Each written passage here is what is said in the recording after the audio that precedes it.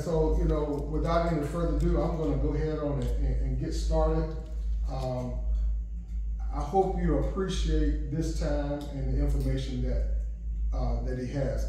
Don't get caught up in the numbers. I'm telling you, you're at the right place at the right time. Amen? All right. I got a few questions that I will ask Mr. White, and then after we've done that, then we'll open it up for you all. You all can ask questions.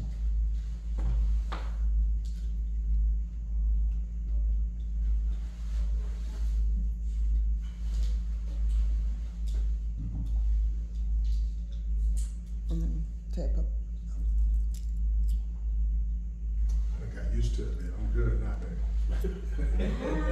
You heard that. All right. Mr. White, thank you so much for coming, sir. Appreciate that. You're welcome. Thank you so much.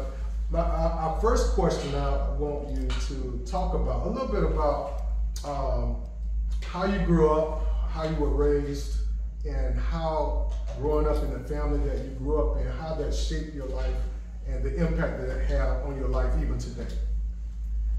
Well, I grew up in the country in Georgia, Cairo, Georgia. But we was out in the country part of Cairo, which is called Cairo. That's about 35 miles north of Tallahassee. And we ended up going up to Georgia. So we went to Queens, Tallahassee, and also equipment, all of the country towns down around in there. We were way out in the farm. I had 8 sisters and brothers. I'm the last one on the list, except for one girl. I'm the knee baby, what they call me, the knee baby. So we was around the house, just like any other kids, having a good time. Great mother and father. Some of these questions he asked me touch, so y'all got to forgive me. That's all right. Yes. That's all right. But I couldn't ask for a better life coming up. The parents I had, I thought everybody had those kind of parents. They let you walk for anything. They meant what they said. You had to do what they said do. You didn't worry about it. I didn't know that since I was a baby boy. The older children had broke mother and father in to be nice to us, but it wasn't that they got where they had a little bit more money when I came along than they did when they had older siblings. Because the older sibling used to tell myself and my other brother and my baby sister how mother and father were when they were young and how our grandparents were, but we never seen none of that. The last 4 we never seen none of that. So we thought we was living in paradise. You know, they said they had to do all the stuff and they had to do all the stuff. We didn't have to do nothing but what they say do. Work, we didn't have to work. We didn't have to do anything but the old man and the old lady told us to go to school. Well, other than that, it was a great life. I learned how to do a lot of farming and it was just great. I loved it. Amen. I didn't go on and on with this question. No, that's all right. That's all right. Talk to let the class understand if you had any formal education and training and that kind of thing. I went to school all the way from 1st to 12th grade. Okay. I'm the only country boy. Got a certificate for perfect attendance. That's the only thing I got out of school. That's good. The teachers, they wasn't really loving teachers that sit down and taught you anything. Some of them would. I had a great math teacher. And basically the rest of them just pass you right along and pass you right along. So I really didn't learn much in school. So I did go ahead and went all the way through high school and came on and I did graduate in Georgia because we had just integrated the schools. So we had to fight about every day. So after I moved down here, after I did go through the classroom line up there, we moved down here, and that's when life really opened up. What made you move from Georgia to Daytona Beach? It's nothing was up there for no future. And actually my mother thought I was going to be a minister, which I broke her heart, and I moved down here. But I didn't graduate, so she wanted me to stay and go to school another year. I told her I couldn't do it because I would end up getting killed. So my older sister gave me a bus ticket and I came on down this way. And I got out here, I had 2 sisters and 3 brothers down here. Okay. Yeah, so I tagged along with them and we went ahead on and made a life here. So when you came here, what was your life like when you got here, and how did you finally get into real estate? And tell people about why real estate. Well, I got into real estate, when I got out here, I got into real estate. First I started washing dishes at Morrison Cafeteria on the beach side. That was my first little job. I think I was making about $1.45 an hour. Wow. So I did that, and I ran up on one of my distant cousins that on my father's side. He was out doing construction work, plastering. So when I ran up with him, now I know someone at Daytona beside my siblings.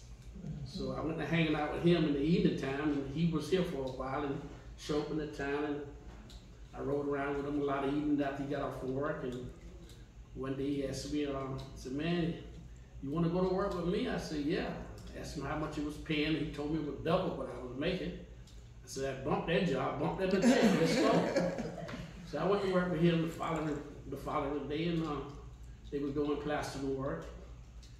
And I was a labor. They taught me how to do everything, and I took off from there. Okay. Well, how did you eventually transition from the trades to real estate then?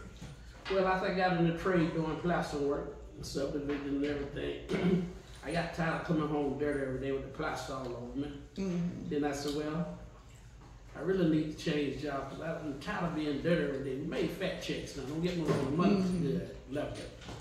So I said, I got to make a transition. So the only way I felt myself getting out of that field of work was go and get a different kind of job. So I did.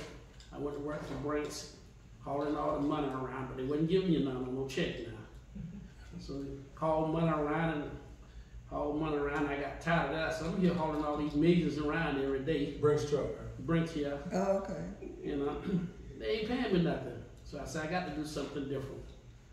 So I finally said, well, Irvin, you know how to plaster, you know how to do this, you know how to do that. Because in my line of trade, after I learned how to plaster with my distant cousin, I went around working with different contractors and everything, and learned a lot. So then I just put all the teaching together. I worked with the plumbers, I worked with the electricians, I worked with the carpenters, I worked with everybody. Because when you first walk in the building, I said to myself, only work the folks see is the electrician, plates, and switches on the wall, and everything else I had done. All the rest of the finish, this is what I put on these walls.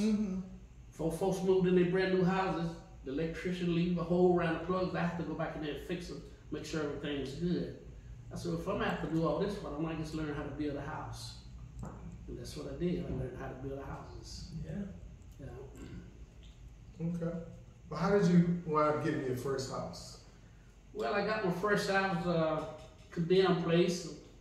The lady named Miss Fanny Counts.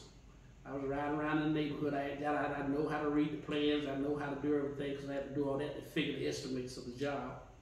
So time to get me a house now. So I ride around the neighborhood, find this condemned house, find out the owner. I went to talk to the lady, and she agreed to sell it to me. And we made a deal, signed the contract and everything. I gave her money, part of her money because I had payments on it. She financed it for you? She was financing the house for me. So I gave her part of her money, and I don't know what got into the senior citizen or the old lady, what I call her. But she came by the house one day, and I did nothing to the house but clean the yard, put a couple of new tuberfoes on the inside to keep the roof from falling down in on it, and put some felt paper on top of the house to stop the water from getting into the house. So at the end of that month, I went by a house like I normally do every month to carry her check. And I stepped up on the porch and knocked on the door, give her check. She said, who is it? I said, Brother White. What you want? I said, I brought you your payment. What payment? The payment on the house I'm buying from you. She said, young man, I don't want you back in my door no more. She said, keep it. And she done went by and seen the house could be fixed. So she done went over there. I guess she thought she was just gonna put me upside the head, I guess. Said, I don't want you back in my house no more. Lady had plenty of property right here in town. Wow. So I left. A couple of days later, I said, I got to get this payment to this lady on this house. I goes knock on the door again. She said, okay, you stand right there. I'm calling the police. I asked you not to come back to my house. Now, oh, what I'm gonna do? Everybody calling me stupid, crazy. I didn't get this lady all this money on the house. Didn't know what I was doing buying the house. Okay. So I got to get me an attorney. Lo and behold, attorney was just graduated from law school in D-Land. And I think I was his first client. So we came to be best of friends. So I told him what happened and everything. He took all my paperwork and my receipts that I had paid the lady. So there's 9 procedures in court. Ran for 2 years, trying to get court dates, here, there. But anyway, at the end of the deal, she had the attorney told me, said, well, Mr. White, we're going to court today, they're going to find out everything. So she had property all over Daytona. So lo and behold, they said, well, Mr. White, you to take everything she got except the house she lived in because of what she had done. So I looked at my attorney, I said, I don't want everything that lady have. All I want is my stuff. Oh, He said, you sure of that? I said, yeah, I'm sure of that. I don't need nothing she have but my stuff.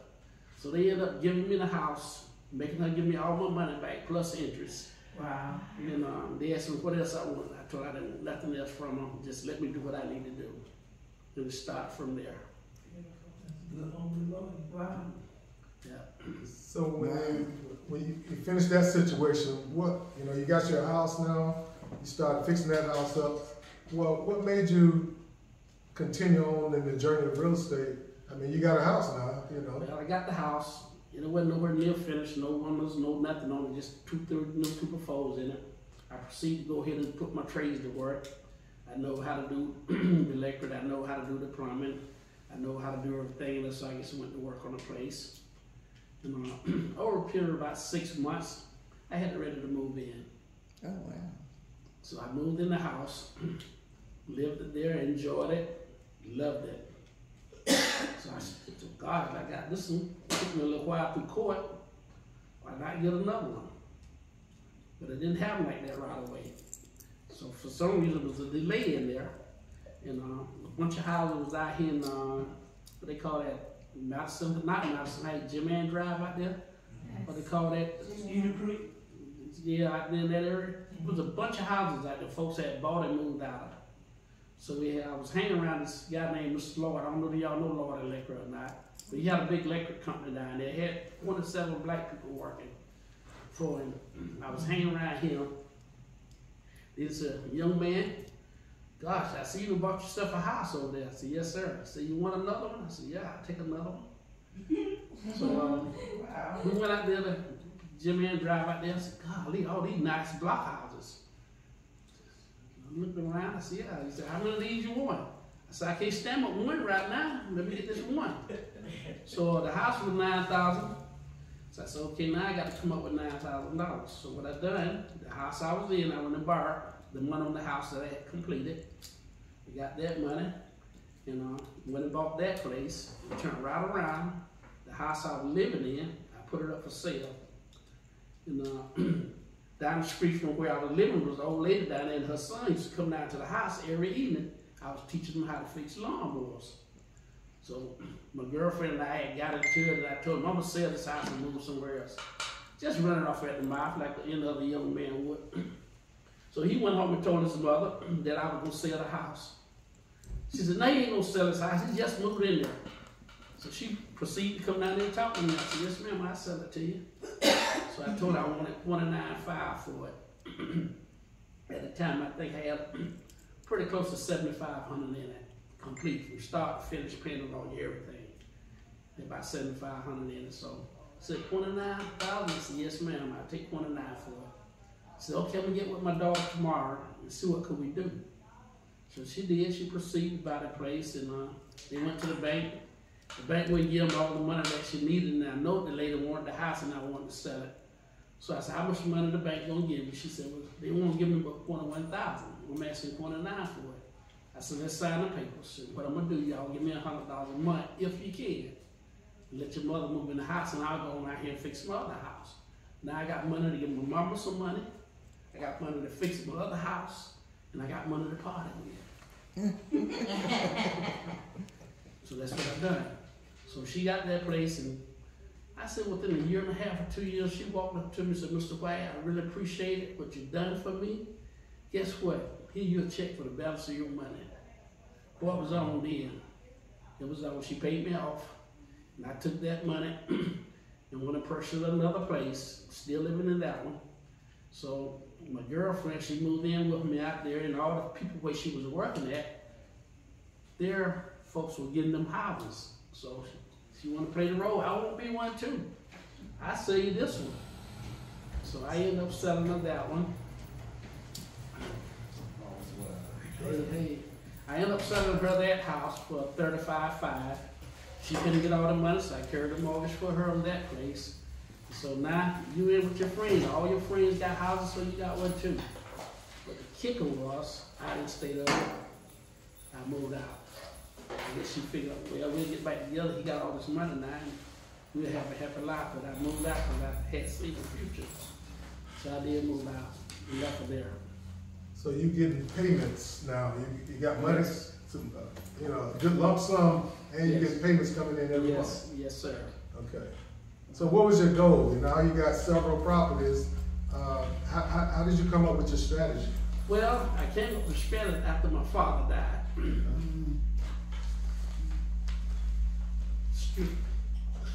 It's all right, brother. After Dad died, Ronald Reagan cut my mother's checks off. I said, golly, I don't let you live up in Georgia. So I said, Lord, mother got to be taken care of. So I said, it got to be a way of doing this. So I went to sit down and looking at some things. And I said, well, I know what I do. Instead of me getting another house, why don't I just buy some apartments? Got a restaurant. Go there. And that way, I didn't give my mother a check. I didn't get a check, and everybody happy. So I did. We went ahead and I bought some apartments and fixed them up. And told one of my sisters that, look here, I don't need this money. I'm young. I'm making plenty out here. I want you to take one of these checks and keep it. And send one another check. And that's what she did. And so it gets balled up from there, one after another one. And after that was doing so good, I went in and bought another vacant lot. I said, well, I'm gonna go ahead and put maybe a 4-unit apartment building on this lot. So I went ahead and built a 4-unit apartment building after so much money was coming in. Hold on, man. Now back up. I want to make sure people understand what's going on. Did he just say the permit? Or? All right, what he's saying, I want to make sure you understand. He now has to take care of his mother. Right. His father's passed away. And he needs to take care of his sister. So now he's gotten enough money to take care of himself because of real estate. And now he's sending his mother money every month to take care of his mom. All right. Wow. Then he says that, okay, I got to, I can make money a little faster if I get this land and build an apartment building, is what he's telling you. Wow. All right, so go take the story from there, Mr. I found the land, had an old house on it, and they had enough room in the back of the old house to put up an apartment. I got in touch with the owner of the old house, and he said, young man, I really want to sell that house, but I'm not going to sell you that piece of junk. Golly, man, you throwing away money. I said, okay. She said, what you going to give me for it? I said, whatever you ask for it. We ain't going to big about no money. I want the house. Because my goal was to fix the house and build apartments in the back. She said, well, I'm going to sell you that house, but I'm going to have it tore down. Then you can have the property. I said, okay. She had the house tore down, and I bought the property, and I proceeded to go ahead and pick out me a set of plans for 4 units, and I did. And I kept on building around until I was able to get the 4 units up. It's a long story how the 4 units came up, but it was all good. Loved it. Worked out real well.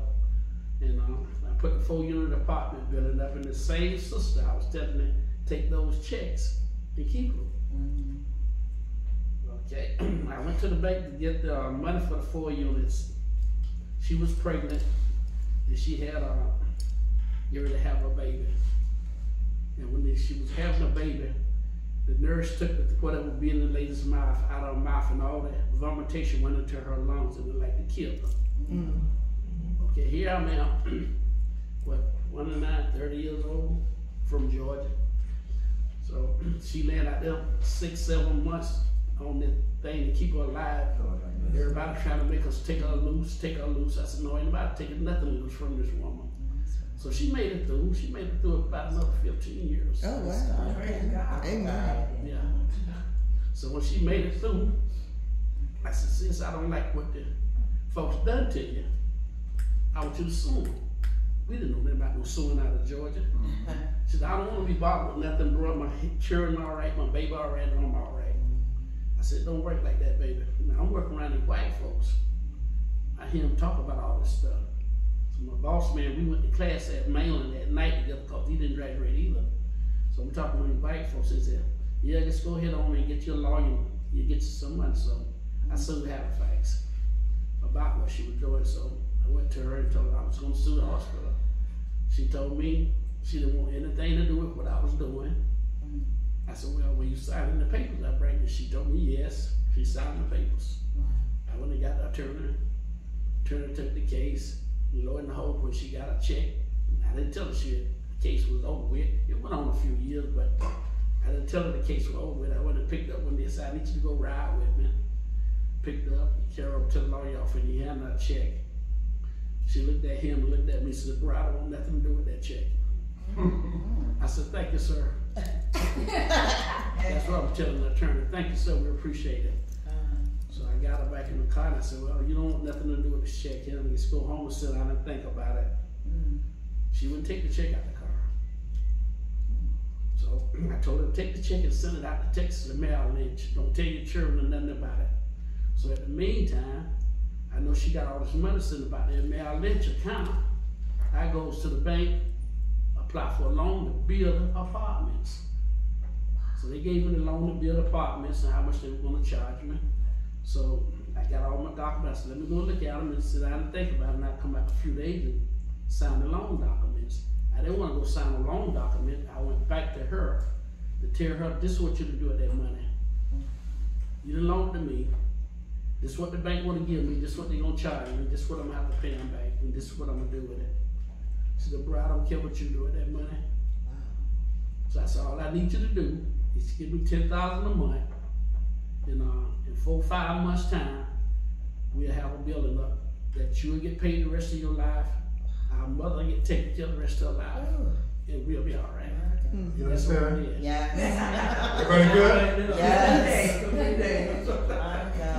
Apartment building right now is sitting up on Garden Street, 340, right behind James Funeral Home, right in that curve. Oh, wow. Still on the property. Still on the property. Still producing. Still producing. Month after month after month. So you was in your 30s, you were a young man. I was with all that wisdom. 32 years old at the time I finished the apartments, and everybody knew I was from Georgia. And they said, that Negro got to be selling drugs. I said, I got some good stuff I'm selling. You know what I'm talking about? Yeah, I got some good stuff I'm selling. Come buy y'all some. I kept it moving. I just kept my business to myself. Wow. The first day we opened the apartments, I got a $4,000 check. I handed it to my sister. Said, now this is what you're going to be getting every month. And it's going to go up year after year after year. And the apartment sitting right there now, she deceased. Instead, it's pumping out money every month. Yeah. So where did you go from there? Once I bought those apartments, looked like things went to falling in place. I had a banker, some of y'all might know him, Tony Smith. And he married to Miss Smith. She worked at the South State now. She used to be here at Wells Fargo. She used to be down at other banks. She used to be at Bank of America. Real nice lady. And I got with Mr. Smith, and he said, Irvin, you're doing all right. He was my banker. They would never give me no more than $4,000 or $5,000 at a time. So he said, you need to go ahead and get yourself a retirement, man. You're going to get older. So I just looked at him. I said, I don't look at retirement like you guys do. He said, man, everybody want a retirement check. I said, yeah, that's good. Everybody do want a retirement check. I want y'all to hear this, so pay close attention. He said, well, how do you look at retirement? I I said, Brother Smith, I look at retirement, get a check every day I wake up and see that sun. Wow, man, how you gonna do that? People can't do that. This is the banker talking to him. You want that loan a minute money. I said, you can't. You said people can't get third apartment? He said, man, you can't get no third apartment. I'm sitting on 4 units I just built and 2 units I bought before I did everything else. So that's 6 units I'm already sitting there with. I said, well, he said, Irvin, you need to get you a job, man, and get you to retirement. I said, no, Mr. Smith, I'm gonna stay focused on this real estate, and that's what I done. So just about every 8-9 months, I would walk in the bank asking for money to buy an old house. And every time I would purchase an old house, I would turn around, get it fixed up, get it ready to rent, figure out how much I'm gonna rent it for, and I go straight to the bank and say, I want as much money you'll let me have on this piece of property. So my rent payment would take half and I have half. So they would always give me $14,000, $15,000. The house in there, I take that $14,000, $15,000, I go out and find me another house for $5,000 or $6,000. Now this house paid for, this one over here paying the 14 back. I took the money from the 14 and bought this one. I got money in my pocket again. So I go around the dumpster now. I ain't go to Home Depot and all the places to buy material. Every Sunday morning I would get in my old truck. I would get my sledgehammer, my crowbar, and my axe, and I would go to the back of these shopping centers and get lumber to fix houses. They throw away the stuff. Yeah. So I'm getting all the material free. I ride around all day Sunday. I have enough material together to work all week to put that house together. In the run of 3-4 months, house ready for somebody to move in. So you just learn. Another check. You just learn how to build houses, do the plumbing, and do the electric, all from just watching people and just learning. I was going from job to job. Yeah. Doing the training. The company I was working for, they had a plastering and a plumbing company. So when we didn't have plastering work, I went to the plumbing company. The old man, Mr. Lloyd, when I wasn't working nowhere, I would go to his place and I drove him around for 4 years every day and stuff. Cause I had some money coming, I got a check a week. Every 4 checks coming, I ain't got to go to work no more. So I'm semi-retired. I'm running 33 years old, I ain't got to go to work. I ain't got no bills. So I drove him around for 4 years, and after I drove him around for 4 years, I went to work with his company for another 3 years to learn how to put the wires in. Because I went to hang with his oldest son then. And after I did that, picked up a few more places, I said, that's it. That's what I do. My God. Wow. And so now you have 32 Yes. rental properties, producing income on a monthly basis. And what do you do now? What's your job like now? Trying to stay away from people. Thank you. That will mess you up. Thank you. Well, most of the folks come, they always got negative. You know, if I run up on someone that want to know and really got ambitions about want to do something, I set them up. I done helped 3 or 4 guys. I done told a million about it, but nobody believes the story. So tell the ones, listen, some of them don't. That's right. And so I guess laying around and stay away from everything and try to live. Wow. So who has been a mentor in your life? My cousin that took me to work, he was about my biggest mentor because he the one is in charge for everything I learned when he took me out in that construction. Yeah. Okay. And who mentors you now? Well, the Father keep me going now. That's what keep me going. Amen. I used to buy school clothes for people. Nobody never know that. Every year I bought 6-7 kids school clothes. Wow. Every year I had to make sure I did that. And try to help people all along the way. Yeah. And I try to tell all my tenants, don't keep paying me. Get your credit ready. I help you get a house. Either I sell you this house, but I'd rather for you to get your credit together. So I need you to a good house, not just a wood house. The wood house gonna stay as long as you live, as long as you keep the roof on it. Ain't nothing wrong with wooden places. Most all my places are wood. They was 40 years old before I got them. I done had them about 40 years. And they still kicking out money. And some of the folks been renting from me over 17 years and won't move. So they have paid for the house over and over. Over and over and over. And you tried to tell them what they could do to get their own, but they just didn't even want to. So if you don't have the mindset, That's it. That's it. Yeah. if you don't have a mindset, you just keep giving him a check. Yeah. And he reluctantly takes it. I don't take it. He drops it in my office. I'm sorry. So he don't collect checks no more. He said they go to his office and drop it in the box. Yeah, I don't do no collection. I ain't knocking on no doors. I'm not calling you.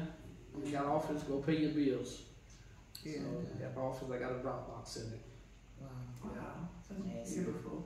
So how often, how many times have you tried to impart to others what you know and about this real estate game? Well, most of it's happened prior to a lot, man, because people know that I'm out here in this stuff, and a lot of them come up to you, they sincere, a lot of them don't, they're just trying to hold a conversation, I guess, to see you or so, but I try to tell everybody that I think that have the mindset of want to do it. I tell them I'm most willing to go all the way with you, from start to finishing. 4 or 5 people I did. I talk them in buying a place, make sure they got good craftsmanship to fix the place, stay there with them from day to day like it was mine until they got the first check in their hand. I said, now I'm moving on. Oh, wow. Yeah, so that did happen a few times. How many people you went through that have not listened to what you had to say over the years? Started at 75 and ended up about 200. Wow. Yeah. They see me riding around in my old truck. Yeah. They said, the old man that is, most of them know, been knowing me now for 40 years I've been doing it. Because vehicles do not help you in life. I understand people get good jobs, they need dependable transportation. But see, most of the thing, our people that I learned about, our black people, well, if we get a house, we figure we're the top of the world, but you just get started in the world. That's true. But the key to it is getting a house and someone else paying for it for you. That's the key to that. So when you say that, what would you say your philosophy is regarding money management and how to build wealth? How do you do that? Well, you build wealth, just like I said, I'm from the farm when I don't know nothing but planting. And I said, when we was out there in the field, we plowed 500 acres, put collard greens, black-eyed peas, spring beans, all that over. And we always planted more than we need. And if you plant green beans, you're gonna get green beans. You plant watermelon seeds, you're gonna get the watermelon. So I learned a lot from the farming. I put it in my life with the money situation. See, money is a curve. And if it don't move around, it's gonna draw mildew. So I tell everybody, think about the farmer. He'll go out there and plant 500 acres. If he lose 2 acres on it, he lost 2 acres that went bad with the bugs. But every year he got a harvest, got enough to give away, and enough to sell to make more money to plant the next year. So I tell the people the same thing about money. If you can get a chance, plant you some money. What I meant plant money, buy a piece of real estate. Even though if you ain't planning on living on it, even though if you ain't planning on developing it, you can buy it today, put a sign on it this afternoon, and someone might come up and offer you 2 times what they gave for it yesterday. That's the only thing that's gonna stay up above. You hear about the 401s, all these different kind of investments. Them white folks' investment got that big money. It's not for poor black people. Only way a poor black person gonna get ahead is real estate because they don't make no more. I done come up with a scheme right now. Okay, I got a 401 plan here. I'm paying 25% interest. Folks will flock to it if they know you guarantee that 25% interest. Come up with a scheme over and say, well, let's buy this 10-unit apartment building over, and they want $200,000. Well, oh man, anybody got no $200,000? You're not supposed to have that. You're supposed to bring people in to bring that $200,000. So the only thing you got to do is work yourself to get the place locked down. You get it locked down, other folks pay for it. Under contract. Yeah. So it's simple. It's real simple. If I could do it, anybody could do it. So you don't have to send off and get no books, $200-$300 for a set of books. They're thick, you can't read them. And when you read them, you can't understand everything in them. All you need is one investor to tell you how to do it. And you put what you know in what he tell you. If they let you come back to them like I would, and come ask me questions or anything. Let's call it a coach. What did you say now? A coach. It's called a coach. A coach. Yeah. Oh, yeah. It's called a coach. Not a coach bag. So we talked a little bit about when you get a coach, the coach gives you a play, what do you do? Run the play. You run the play. Mm-hmm. He's been giving out plays, but a lot of people don't run the play. Mm-hmm. Yeah. The more people run the play or don't run the play. They don't run the play. Yeah. Most people don't run the play. A lot of people, black people, are scared of debt. If you ain't in debt, ain't no should be in here. Cause more debt you get in, I felt better when I had the 13 mortgage than I do now with 2. Because I know I had to get up and do something. Mm-hmm. But now I ain't got to do it, get up and hope the sun don't go down before I get tired. So it's just one of those things. So Leah said, what you finna do? I'm finna go over here and spend my $7. Talk to him about the $7. I have a $7 budget I live out of every day. Been doing right a little bit better than 14 years now. Mm. Seven. Well, you don't have to answer this question, but I'm sure you have thousands of dollars coming in a month, thousands upon thousands a month, and you live off of $7. I live off $7 a day? Per day. That's a completion. The Lord finished the will in 7 days. That's so good. I love cooking. I fix me a breakfast before I leave the house in the morning. I have a company charge card for my gas and stuff. I fill it up. I ain't ripping and running all over the place so I have nowhere to go. While I'm out loafing around, I get me a senior citizen dinner in it for $6.65. I done buy me a sweet roll and somebody was supposed to have a soda pop. And by that time, I'm back home ready to get back to the store. I remember when I was young, I'd leave the house $300-400 a day and come back home. Lost where my money went. Couldn't find it. Didn't know where I had done with it. So you're talking a multi-millionaire, but you know. I was trying to be liberal when I said thousands, but really millions. Let me ask you before people leave. 2 things. One, what kind of legacy you want to leave of your time on earth? Yeah. And then what kind of impartation did you make with your kids growing up? Well, I always told the kids, let me answer the first question first. I was trying to build generational wealth because when I was young, I went to work with one of my mother brothers in Moultrie, Georgia, and he had real estate, he had grocery stores, car lots, the whole 9 yards. So that's what really opened my eyes when I was going to the 10th grade. But what I was trying to do, I was trying to build a legacy that black folks to do generational wealth too. Because we used to go to these companies, places, and see the old man sitting back there around the coffee pot. They done passed that down to 2 generations of people, and the old man still sitting back there, just looking at the young folks operate. That's what I was trying to do, and hoping my kids would do it. But these young folks today, now they ain't, what's on your mind and nowhere near theirs. They got too much TV, internet, telephones, and everything. Some of them came with 5 and 5, like they pick up their phone and see what they're gonna give you. It's awful. But that's what I was trying to do. I wanted to build some generation wealth and try to fix it where that kids didn't have to worry about anything. All y'all do is do what's right and keep the management rolling on. But that's not their ideas. Yeah. What was the second question? Well, you pretty much answered both questions. So I want to open it up. Does anybody have a question for Mr. White? You know, there's young entrepreneurs. I'm meeting them now. I've met them in classrooms I've worked in, and they're black. One was 8th grade, now he's at Bethune. He's an entrepreneur. He's been since he was in 8th grade, I think before then. And so, how are you connecting? And would you sit down? Because I missed some of this. I was driving 30 minutes. I was left late. Would you sit down with us? Because this is a 30-minute, 45-minute class. But those of us that are, and I am interested in real estate. And I have grandparents and moms and dads and aunts and uncles that own real estate.